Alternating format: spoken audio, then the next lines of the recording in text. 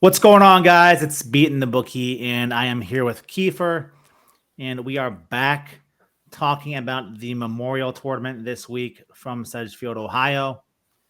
We will go over the Memorial, and we will talk about last week's tournament for a little bit because that's what last week's tournament deserves.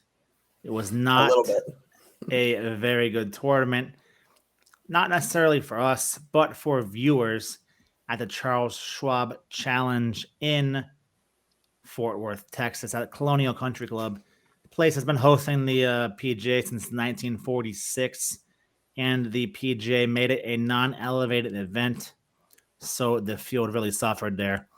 We didn't see a few of the big names there. And we saw Emiliano Grillo take home the championship. He closed anywhere from 80 to 1 to 100 to 1 odds. So it was his first victory in, I think, 6 years. Yep. So if anybody had his tickets, props to them. Harry Hall, who nobody ever heard of really coming into the week. You couldn't even Google him. He held the lead for the first 3 rounds at a 250 to 1 favorite. I talked to somebody who actually had $200 on him to win. And they were pretty devastated when he dunked the 18th tee shot in the water after a 360-something yard drive. I mean, just pretty amazing. But, outside of the last couple holes in a potential playoff, and it did go to a playoff, it was a very uneventful tournament. Lots of guys played bad. Scotty Scheffler finished just 1 off the lead after acing. Yeah, that ace on Sunday was crazy. It did. If anybody doesn't need an ace, it's Scotty Scheffler because, I mean, let's face it, this guy finishes first or second every week pretty much. He's a machine. And, sometimes it just looks like he's not even trying and he's finishing second place. All the time. He's emotionless out there. He is. He's like a robot. And fine with me. He just goes about his business. And if you listened last week, I said Scotty Scheffler top 10 at this course is probably a lock. And it was, as he got technically third place, thanks to the couple guys with the playoff. But uneventful tournament, and this week we move on to the Memorial. Love the Memorial. It's one of my favorite courses. Jack Nicklaus. I mean, he takes pride in this course. He usually makes this course as hard as possible. A couple of years ago, they redid the course, but before that, he was just burning off the greens. He made guys basically, be in pain for the entire tournament. This place has notoriously fast greens. They're very tough to reach, very tough to putt from. So this is a place where we see kind of blue chip guys usually win. We'll just go the last few winners here are Billy Horschel last year, he's blue chip. Kind of rare at 60 to 1, but Billy's game was in a lot better place than it was last year. 2021 was Patrick Cantlay at 20 to 1, but I have an asterisk by that year as Jon Rahm was just destroying the field through 3 rounds and was forced to withdraw due to COVID. Jon Rahm, he would have gone back to back had he not had to withdraw, but he was just running away from the field. He actually broke the course record with a 64 and then was forced to withdraw on the 18th green. They came out and told him, they literally came out to the 18th green and said, hey, you have COVID. You have to withdraw from the tournament. And he nearly started crying right there. How could you not? Oh, my God. What a ridiculous thing. Cost him back-to-back titles and probably the player of the year that year for the PGA. Like I said, 2020, Jon Rahm won at 20 to 1 odds. Those odds are long gone. 2019, Patrick Cantlay won at 14 to 1. 2018, my boy Bryson DeChambeau took it down at 40 to 1. In 2017, unexpectedly, Jason Big Daddy Duffner somehow won this tournament at 60 to 1. He is in the field this week.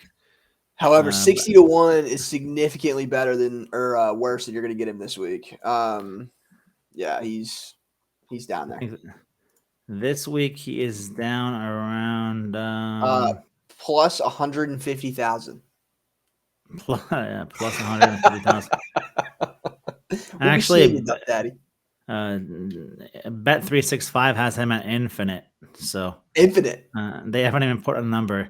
And same with Kevin Kisner. So Yeah, dude. KJ Choi's down there at plus 250,000.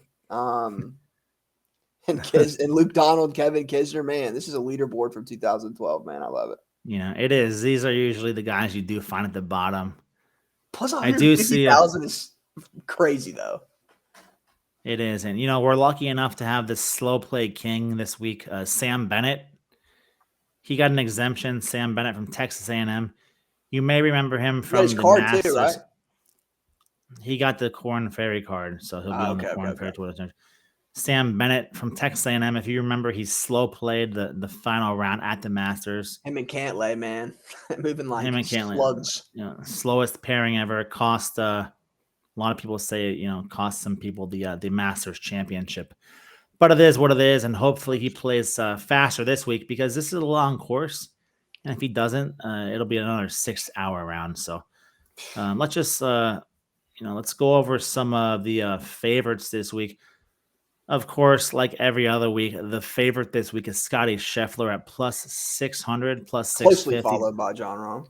Depending on where you look, yep. Followed by Jon Rahm, who's plus 700, plus 750. Depending on where you look, then we got Patrick Cantlay, who's down at 10-1. And Rory McIlroy, who you can pick up at 12-1 to win the Memorial, which I think has absolutely zero chance of happening. I think Rory's got a better chance of missing the cut than he has of winning this tournament, to be honest, because his game is not in a very good spot right now. Yeah, I'm not a big on Rory right now. He has not been playing one. It's in between his ears, and that's usually the most concerning because it's not his talent right now; it's his mentality that's been holding him back. We also have Xander Schauffele at 14-1. We have Victor Hovland 18-1. Victor finished third place here before.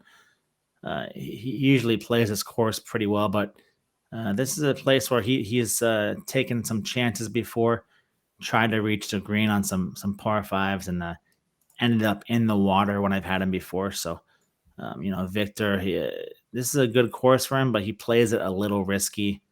And then we follow up with Colin Morikawa at 22-1 or 25-1, depending where you look. Colin, he's just kind of had a ho-hum season, hasn't been playing so great. Very ho-hum. I think he lost the Century Tournament of Champions to Jon Rahm. He blew like a 9-shot lead in the final round to Jon Rahm, and he has just not been the same golfer ever since that. So it's been a tough season for Colin Morikawa, and he's one of the most talented guys on tour. Hopefully, he can get it back. You could say the same for Justin Thomas, who's another guy who's been struggle bus big time. He is plus 3,000 to take it down this weekend. And then we've got Jordan Spieth down at plus 3,500.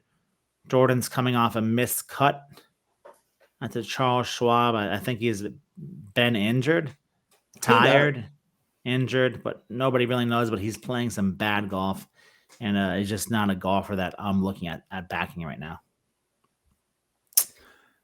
So, going down a little bit further down the list. Ricky Fowler at plus 3,500. He's had a great year so far. The last 5, not so much. But he's really got something to prove. I'm not going to take him to win the tournament, but I would be very happy if he did. That would be awesome. Yeah, he's been a top 40 machine. Yeah, and his top 40, his odds are pretty decent for top 40. They are, and down with Fowler, we got some good value on guys like Cameron Young, Hideki Matsuyama, who's plus 4,000 at BetMGM. Beyond that, I think we're gonna Corey Connors, who had a good PGA Championship but fell apart on the last 20 holes after catching a bad break. So you might see that carry over into this tournament. Sam Burns, who Sam Burns was very frustrating to watch last week at the Charles Schwab. He literally missed 10 putts in the final round by 1 inch, right? Very frustrating to watch. But I definitely think the winners, this is a blue chip tournament, like I said, and I think this is a very tough course. This course plays like a major, and it's going to be one of the guys who are, one of the best golfers in the world are going to take this one down. So Yeah, they're If gonna you're be they're looking, gonna be coming out firing. It's gonna be a competitive tournament. I know that much. they are. So if you're looking for a guy like a 60 to 1 or 80 to 1, like a Jason Duffner in 2016, I just don't think we're gonna find it this weekend. Maybe you could see a guy like Matthew Fitzpatrick, who's 40 to 1 at BetMGM, come through and maybe win it. But he's also coming off a missed cut at the PGA Championship. Maybe he wants to prove something this week. But this is a pretty good course for Matthew Fitzpatrick as well. But after missing the cut at the PGA, I just don't know where his mind is at right now. But I really wouldn't wander any further than that Yeah, below the meridian line. yeah, getting down there a little bit further. It's just lighting your money on fire. I mean, unless you want to pick Gary Woodland, I mean, you're just You do, and a few years ago, I mean, yeah, sure, Gary Woodland. You got Sahith Theegala down at 60 to 1. who's been playing That's some good golf. He has, but the problem with him is he cannot play off. He can't play 4 rounds, right? He'll start out hot. He'll play First two, two, he's three. a machine for matchups. After that, do not touch him. He is, and there is one name that's pretty intriguing. I think at like 60 to 1. If I had to play one down there in the 60s, it'd probably be like Wyndham Clark, who's been playing pretty good golf the Shane past month. Lowry, baby. Shane Lowry, I mean, he's been another guy, been cold. He played the PGA Championship well for the first 2 days and totally fell apart. Yeah. So it's been a tough go for a lot of these guys. You got Adam Scott's down there at 55 to 1. And Adam Scott would have so many more victories if a golf course was only 14 holes, because he seems to, whenever I bet Adam Scott, he falls apart on the last 4 holes every single round. He'll be 2 up, 3 up in his matchup, and somehow he'll double bogey finish, and he'll lose the matchup by 1. So I've gotten pretty used to that with Adam Scott, but I would not venture past him on this odds board. Can't blame you there. Can't blame you there. So like what we'll do now is kind of like similar to like what we did last week. I'll just say like give me one top 10, give me one top 20, give me an outright winner, whoever you like, and then I'll give you one. So if you had to pick one golfer to finish top 10, who would you go with right now? I'd have to go Rahm. John Rahm, top 10. He's sitting at minus 115 right now over at DraftKings. He's a machine at this course. He's a machine at every course, but especially this one. We talked about already how he was leading in 2021 and had to withdraw because of COVID. It was one of the craziest moments of all time in the PGA Tour. He's leading. I mean, he's leading by like 10 shots. Well, like I think it was 6 shots. 6 shots. Something ridiculous. Leading. And there he goes. But minus 115 for top 10. He didn't have that great of a performance at the PGA, but if there's anybody that's going to bounce back, it's John Rahm, and this is the place for him to do it. Minus 115 is great odds for that to happen. Yeah, he did not play well at all at the PGA, but he grinded through the week and played the entire tournament. So I give him props for that. Yep. I would give out John Rahm as well, but I don't want to give out the same. So I'm going to go with Patrick Cantlay. He's plus 125. Top 10 finish at Bet365. Patrick's a 2-time winner here. Really, technically, it's a 2-time winner. I mean, I really say he's a 1-time winner because he was the beneficiary. John Rahm basically gifted him the win there. COVID gifted him the win, and then basically gifted him the FedEx title also with that win. But yeah, I'd go with Patrick Cantlay plus 125. He has vast experience with this course. He did, even though Rahm withdrew that 1 year, he did beat Colin Morikawa in a playoff. So he did earn that win. So yeah, I'll take Patrick Cantlay top 10 finish plus 125. I like both of those picks. And if you had to give who's a long shot you would give for the top 10? Long shot for top 10. I was just looking at him. Cam Young, plus 330, playing great golf. Plus 330 is great odds for a top 10. It's like you said, it's a blue chip tournament. He's trying to kind of starting to turn into one of those guys. I'd like to see him do well here. And of course, if I got a plus 330 ticket, I'd love it. Yeah, he has been playing. I mean, he's been playing. It's another guy who starts out very hot and then kind of fades out as the round goes on.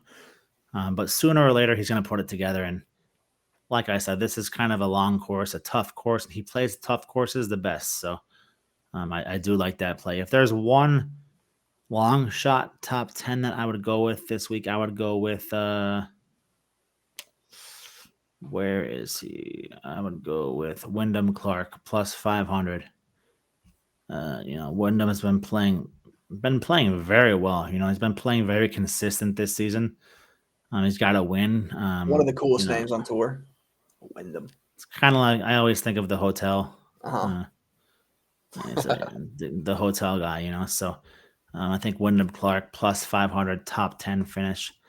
I think that presents a little value for me. So I'll probably definitely take a bite out of that. And now we'll move to top 20. Of course, we won't take the same golfer we just took for the top 10. Even though yours, Cantlay, looks pretty nice for top 20 at minus 170. Do not mind that at all. However, Victor Hovland, he's hot. He's playing great. Minus 110 for top 20. I feel like he could give it a great run here this week. I mean, what do you think? Victor, his fits are crazy, but I mean, he's playing great golf. Yeah, Victor is he's one of the best first 3-round golfers in the world, right? Yes. This is a guy who I talked about it last week. Actually, Victor Hovland was made for live golf, right? Oh, 54 holes. He would have so many more victories. He seems to just blow up in the final round sometimes. We saw it at the PGA Championship where he got embedded ball in a bunker and just basically, which was just such a bad break. Lost the championship right there. When he had tied, I believe he had tied Brooks at that point. It was playing lights out up until that point. And he was playing lights out, and he just embedded ball just like Corey Connors the day before, and it cost him same exact a bunker, shot. Right? Same exact bunker. He's not going to beat Brooks, but it cost him the shot. It cost us the drama of the last few holes. So I do like Victor Hovland. He is playing some pretty good golf, and he just plays these crazy rounds, right? He hits these crazy shots where you think, oh man, now he's a definite bogey here. Somehow he saves par. He just does some head scratching stuff every now and then. If he could just put it together and play consistent for the entire tournament, he's going to be dangerous. He would. One guy I'm going to go with for a top 20 is Tyrrell Hatton plus 110. Yeah. Tyrrell's been playing probably the best golf of his career, the most consistent golf of his career. He's not only having probably the best season of his career. He's by bar none the funniest golfer to watch on tour.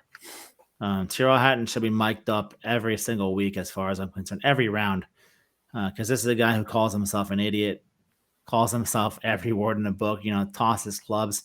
Holds his club like a gun sometimes and pretends to shoot it and stuff. He's a funny guy, and I can see really that going over pretty well nowadays. He did it a couple years ago, like on the putting green. I think I forget where he was, but he's pretty funny. It's enjoyable to watch him, right? He looks like he's melting down, but he does that stuff to kind of pump himself up. So yeah, I do like Tyrrell Hatton. Paid off this year so far. Do like Tyrrell Hatton plus 110 for a top 20 finish. Long shot for top 20. Yeah, let's do a long shot for top 20. Who do you got there? I like Taylor Pendrith. He's had a rough season so far, but I mean, plus 700 for top 20. I mean, he's a name. That was probably the worst pick I've ever given out. I have no damn advice for that pick. It's just a name. So we'll skip it. Oh, it couldn't be worse than the long shot Michael Block top 40 I gave out last week. But yeah, dead last. Everyone wants to see an underdog story, right? I faded him in the first round. I don't even know he was playing against Indy Cut. Yeah, lost. Listen, if you took him to miss the cut last week, that was the easiest bet of your entire life. You won't. You won't have an easier one. Besides the Heat, besides the Heat plus 8 last night. Heat plus 8 was probably the easiest bet you'll ever have. But Michael Block to miss the cut. And we don't see him here this weekend because there was no exemption from this week. He wasn't. He'd probably shoot a 30-40 over here, to be honest. But Yeah. Anyways, Yeah, I don't know if if I had Neufeld to, and Block go together. if I had to give out a top 20 long shot this week, I would go.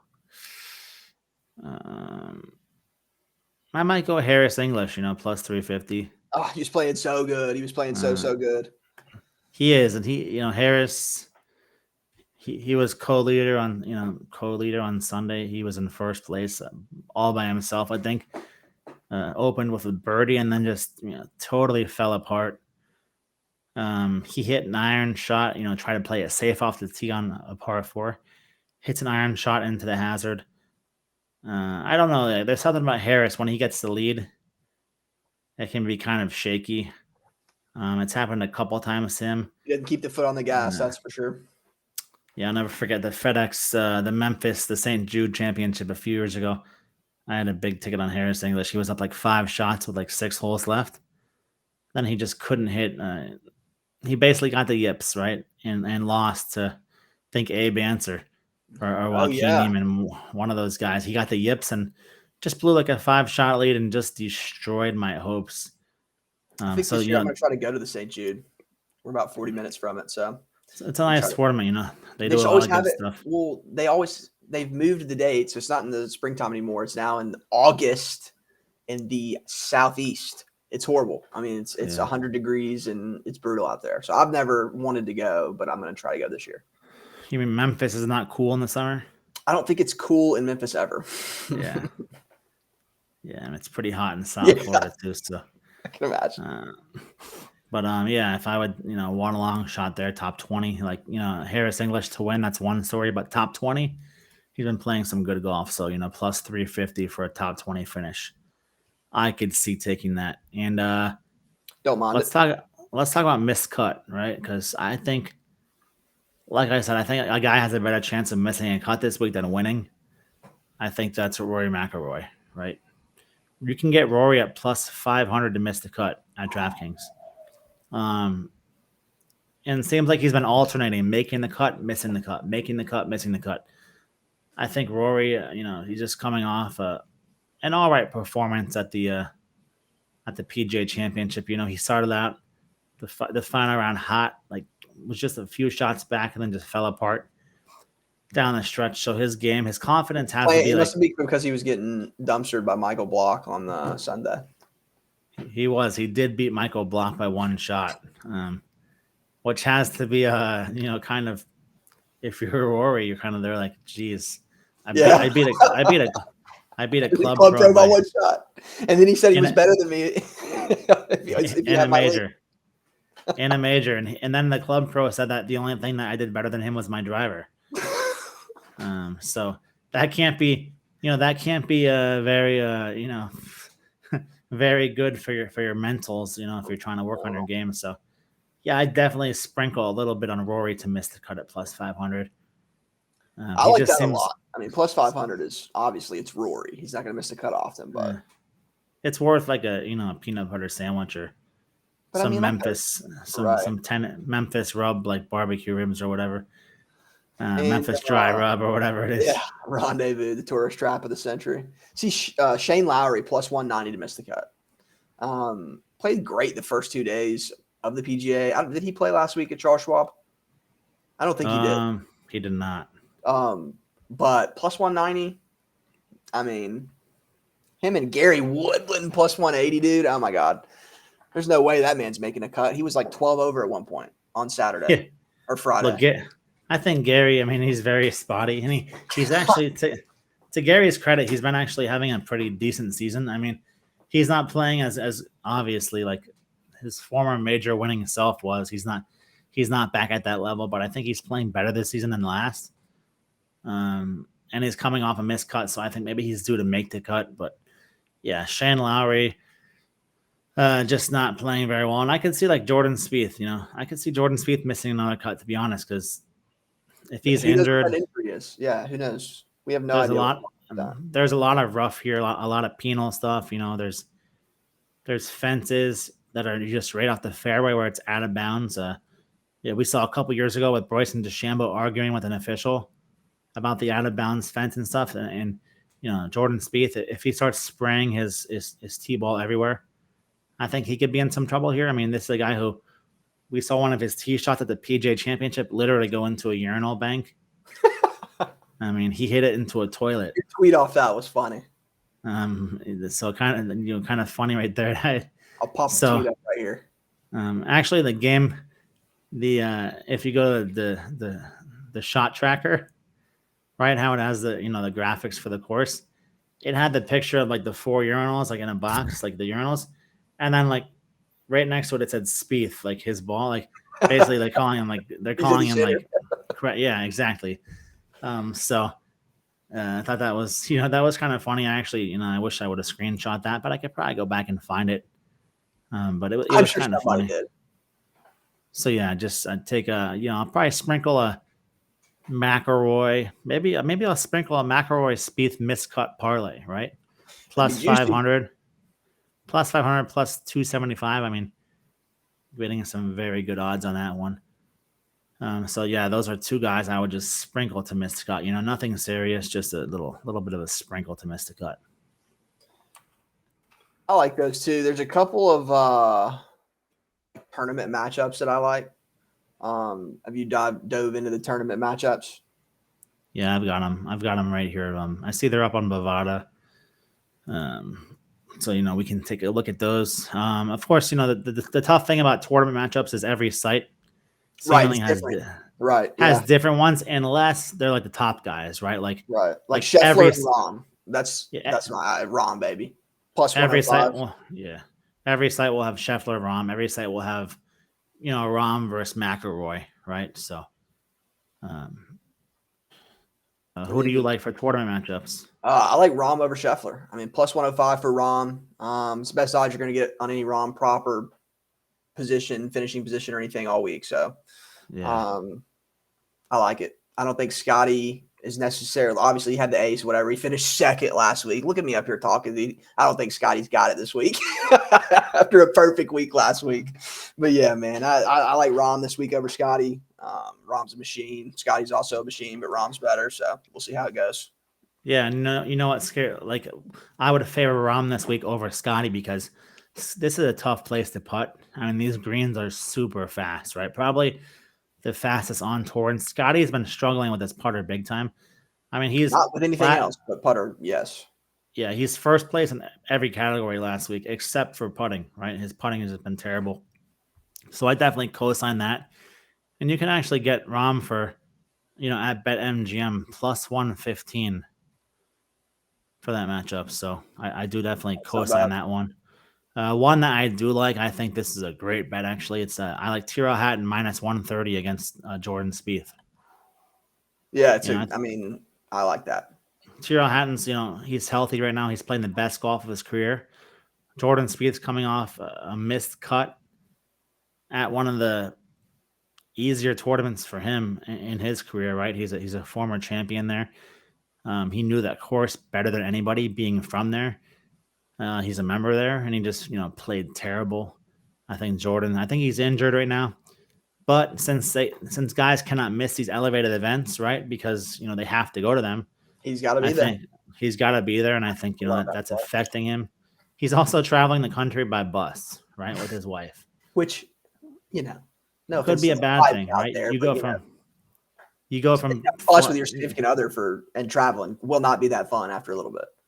Exactly, and I always wonder, like, is he driving the bus? Like, does he have a driver? Because if he's driving the bus, that makes it even worse, right? Like, that's even more exhausting.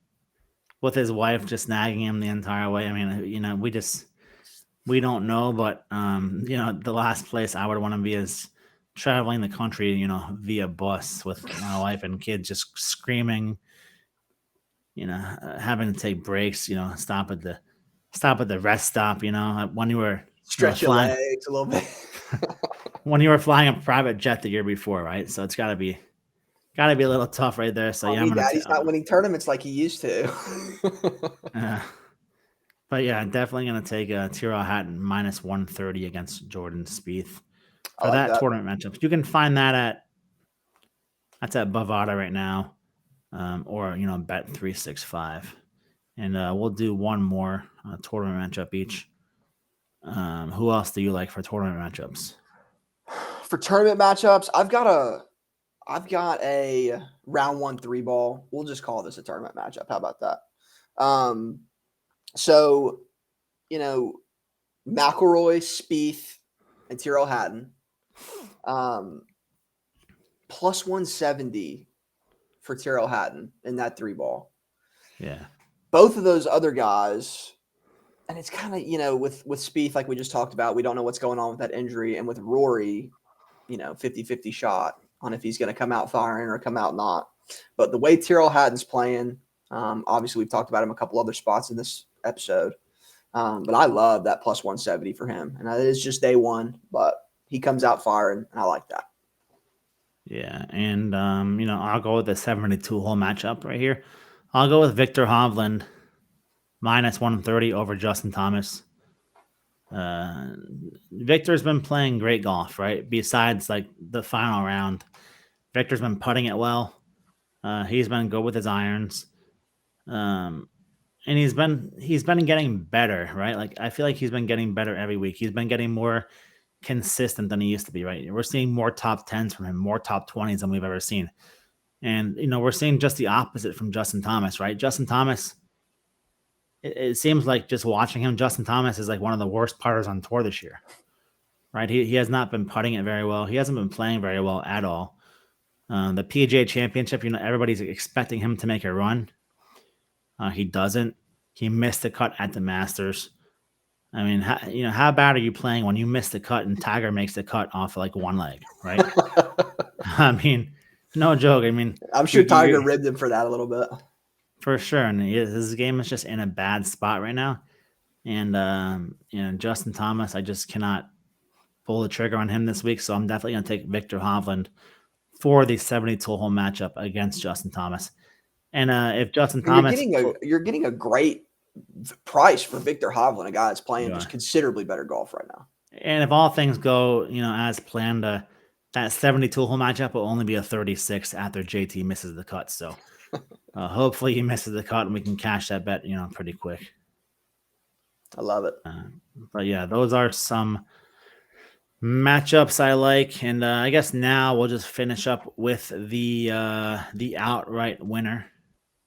You pick. Let's just say you pick two winners, right? And you can pick any two winners you want. Who would you pick? I mean, I got to go Rahm and Hovland. Those two guys are guys that I'm going to have my eye on in a lot of their matchups over the week or throughout the weekend. And I love both those guys. Obviously, Rahm, to get Rahm to win plus 700, it just pains me to take 700 plus 700 in a golf tournament because it's such a wide open field. You know what I mean? Well, how do you think people felt betting? Good. How do you think people felt betting Tiger Woods plus 300 for years? To win tournaments. Yeah. So plus, I saw one. I think the lowest he got was like plus 120 or something like that. Yeah. Can you imagine? Oh my god. See, I wasn't a gambling man. I was just growing up. I was only about 8 years old when that was happening. But man, me too. I I was probably in middle school, and luckily I hadn't started betting yet. But yeah, I mean, I would have been nuking Tiger at plus 120 though. I'll tell you that much. Yeah, we're seeing Rahm down at some low odds, and I always tell people, a good strategy. Like the Mexico Open, what was he plus 350? Yeah, and we hit that. So no, actually, Tony Finau won that one, but I always tell people that if you don't want to bet Jon Rahm at like plus 700, what you do is either bet the first round, because when he wins tournaments, he comes out hot, right? So bet the first round, and like for example, he's plus 700 to win, but for the first round, he's plus 1800 to win, right? So you get some of your value there. You can. So usually when he wins tournament, he comes out hot and he comes out firing. So plus 1800 for first round leader, I would definitely take that. And I'd definitely take a Rahm at plus 750 at MGM. And then if I had to take one more, I mean, I want to take Patrick Cantlay, but I don't want to give out the third favorite, right? So I'm gonna go with I give out the fifth. I'm gonna go with with Tyrrell Hatton plus 3,000 at Bovada. So that's Tyrrell Hatton plus 3,000 at Bovada. I think Tyrrell, he's been playing great, and this course suits his game, very well. And like I said, he's having the best season probably of his career. So I'm definitely going to keep riding the Tyrrell Hatton wave because sooner or later He's he's going getting to it. come through with a W. So those are the guys I like this week, and I should have I anticipate having like 2 max plays on this week's card again. We had one last week, Cam Davis top 40, and probably about the worst beat you can possibly take. We just need a bogey to make the cut on the 18th hole, and the 18th hole at Colonial is not too tough, right? It's just like Right. you smoke a drive down the fairway, and then an easy wedge onto the green, then a 2-putt par. He smokes his second shot over the green about 30 feet for birdie, but he's in a little bit of rough. He sculls it. He sculls the chip, goes 60 feet past the hole. three putt double bogey. He missed like a 5-footer, 4-footer to make the weekend. So I was pretty disappointed at that. What's crazy about this past tournament is everybody was jumbled up, right? Like the winner wasn't too far away from everybody. I mean, Right. everybody was just jumbled up right around each other. So, everybody's around like -1, even +1. So it was a pretty, honestly, it's, if we're talking PJ tournaments, it's the worst. It's the worst quality PJ tournament I've ever seen, the worst play quality I have ever seen. And, fortunately, we don't have Harry Hall in this week's event to blow me up, but it wasn't all Oh, right. Harry Hall. It was a decent week last week. I mean, we finished even for the tournament, and when tournaments are like as crazy as they were last week, as dull as they were, sometimes it's better to finish up even Very than hard to to be. finish up positive in a tournament like that one.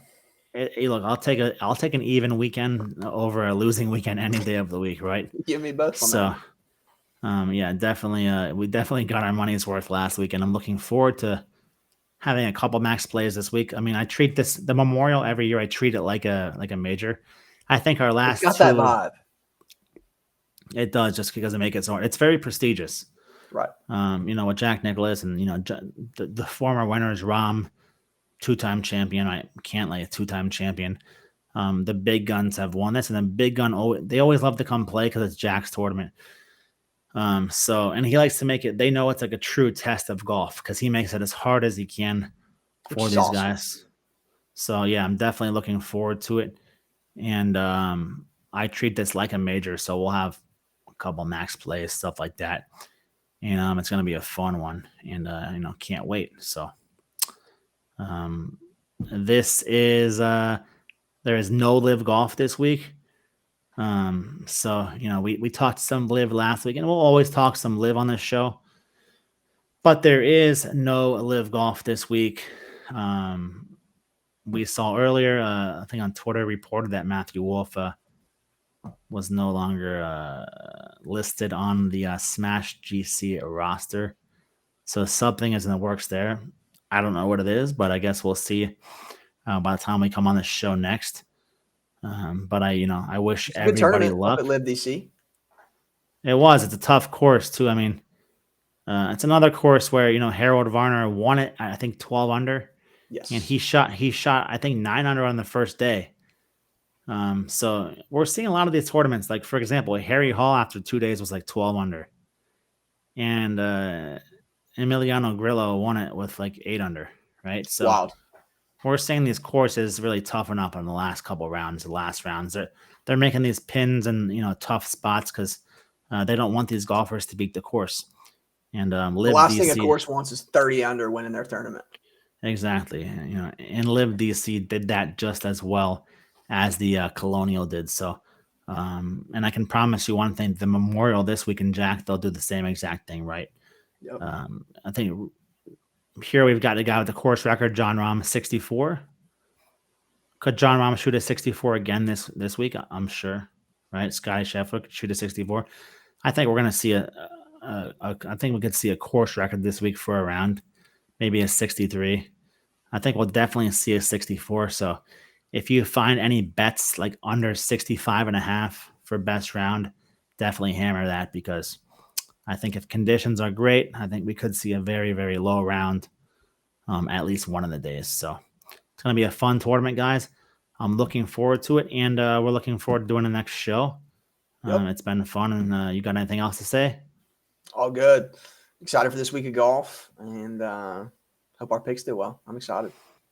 Hopefully, we'll get some W's this week, so we can Per usual. spend some money. I'm headed to Vegas on Thursday for the Panthers Let's go. Vegas Knights game. It's going to be awesome. Nice to be a Florida fan celebrating in somebody's backyard. But anyways, I won't even get into that. But looking forward to those Heat NBA Finals. Panthers Stanley Cup. Can't wait. And I can't wait for the Memorial. So South Florida on top, man. Let's pick a South Florida guy. It's probably going to win the Memorial. Already won the PGA. We're the new Boston. I mean, what can I say? I love it. We are the new Boston, South Florida, home of the champions. So gonna be a good playoffs for everything mentioned. It will be. So, guys, thanks for tuning in, and we will talk to you guys next week. See ya.